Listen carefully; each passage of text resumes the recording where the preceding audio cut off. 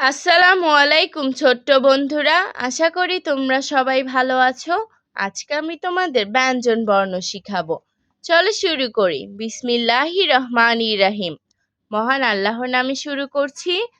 ক, খ, গ, ঘ, উ, চ, ছ, বর্গীয় জ, ঝ, ইয়, ট, ঠ, ড, ঢ, মূর্ধন্য ত, থ, দ, ধ, দন্তন্য প, ফ, ব, ভ, ম, অন্তস্থ জ, বয়শূন্য র,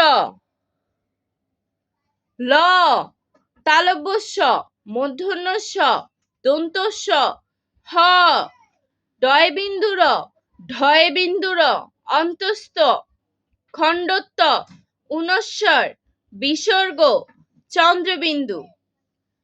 আজ আর নয়, ভালো ভাববে, ভালো থাকবে। আল্লাহ হাফেজ।